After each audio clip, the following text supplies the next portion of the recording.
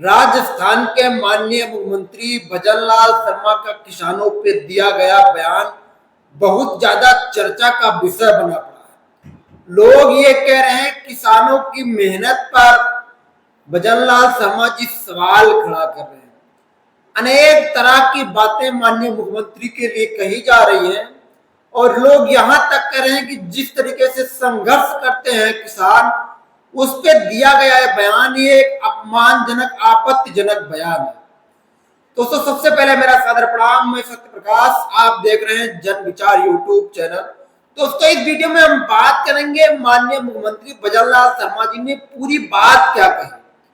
उन्होंने किसानों से बात करते हुए जो बात रखी अपनी, उसको आधे अधूरे जिस तरीके से प्रसारित किया जा रहा है। मैं ये नहीं कह रहा हूं कि भजनलाल शर्मा जी ने क्या सही कहा क्या गलत कहा, लेकिन पूरी बात को जानना बहुत ज्यादा जरूरी होता है। दोस्तों अगर हम किसानों की बात करें तो किसान जिस तरीके से लगातार कर्जे में डूब रहा है वो किसी से छुपा हुआ नहीं है। अगर राजस्थान की हम बात करें तो राजस्थान कर्ज के मामले में भारत देश में 6वें स्थान पे। यहां बहुत ज्यादा लोग कर्ज ले रखे हैं। अगर कर्ज की संख्या हम बात करें तो 1.92 लाख करोड़ बैंकों से लोगों ने कर्जा ले रखा है, किसानों ने कर्जा ले रखा है। अब आप समझ सकते हो इतनी भारी रकम किसान किस लिए कर्जा लिए होंगे, और लगातार 15% के आसपास किसानों का कर्जा हर साल बढ़ रहा है। किसान घाटे का सौदा कर रहा है। वहीं अब भारत में जिस तरीके से राजनीति किसानों के नाम पे होती है, लेकिन रिटर्न में किसानों को क्या मिलता है उसको कहना बड़ा नामुमकिन है। क्योंकि सरकारें बनती हैं तो किसानों के नाम पे ही बनती हैं। हम किसानों की बिजली माफ करेंगे, ऋण माफ करेंगे, लेकिन जब सरकार बन जाती है तो उनके तरफ लोग देखते भी नहीं। लेकिन हम माननीय मुख्यमंत्री जी ने जो बात कही उस पर भी बात करना बहुत ज्यादा जरूरी है। उन्होंने कहा कि किसान बुआई और जुताई के समय के साथ साथ कटाई के समय जाते हैं, टोटल 20 से 25 दिन ही काम करते हैं। इस पे उन्होंने बात अपनी रखी। लेकिन जिस तरीके से अनेक खेती ऐसी हैं कि जो आपको रोज देखना पड़ता है, कुछ खेती ऐसी हैं जो आपको 10-5 दिन का गैप दे देती है, अन्यथा अनेक ऐसी खेती है जिसको आपको रोज देखना पड़ता है। माननीय मुख्यमंत्री जी ने कहा अगर किसान 4 से 5 घंटे पर डे दे खेती में तो नुकसान उसका ना हो। अरे माननीय मुख्यमंत्री जी आपसे निवेदन है, आवारा पशु जो भारतीय जनता पार्टी की सरकार में घूम रहे हैं वो भी बहुत ज्यादा किसानों के लिए नुकसानदायक है। बछड़े सांड लगातार जो रोजड़ा है ये भी किसानों के लिए आफत की बात है। दिन रात किसानों को इनको बचाने के लिए रखवाली करनी पड़ती है। रोड पे एक्सीडेंट भी तरीके से भी काम करते रहते हैं। अनेक रोड एक्सीडेंट भी जानवरों की वजह से होता है, इनको भी आपको देखना होगा। आप कह रहे हैं किसान 4 से 5 घंटा काम करे, हमारी समझ में अनेक ऐसी फसल है जो रोज किसान लग के काम करते हैं।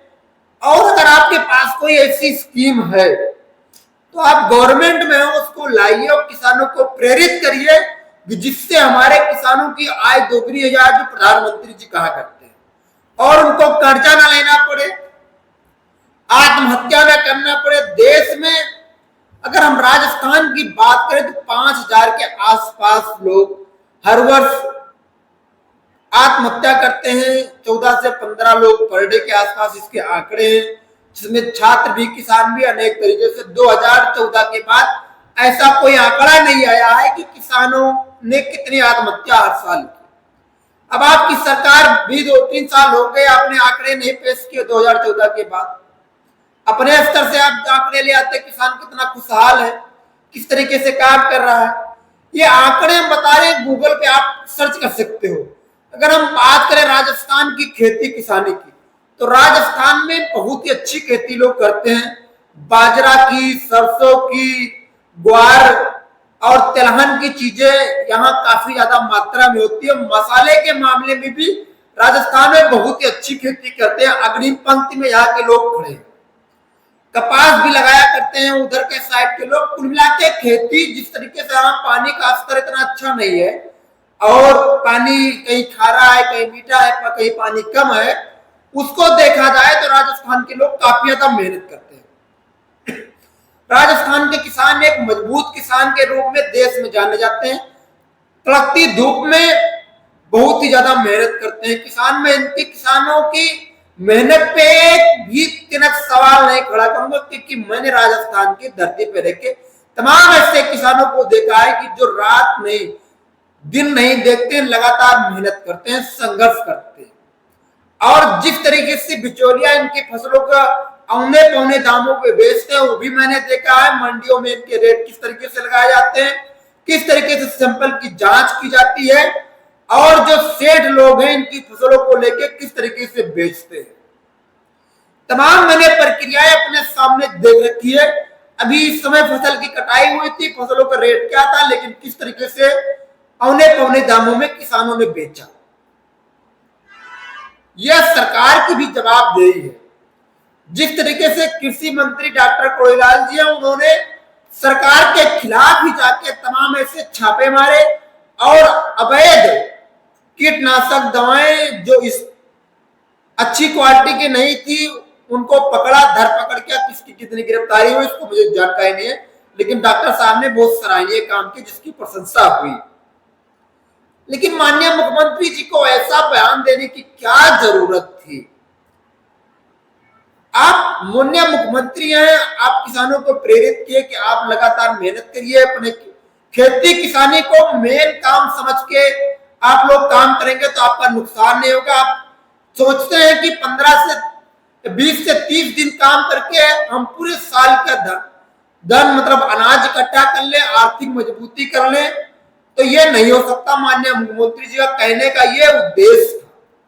माननीय मुख्यमंत्री जी कोई बहुत गलत वर्डों का उपयोग नहीं किया।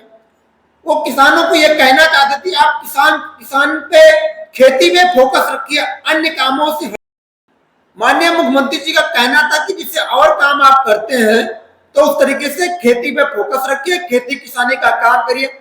आप लोग ये जरूर कमेंट के माध्यम से बताइए कि ये वीडियो आपको कैसी लगी, या मुख्यमंत्री जी ने कितनी घटिया शब्दों का उपयोग किया, या गलती से ये लोग गलत तरीके से प्रसारित किया जा रहा है।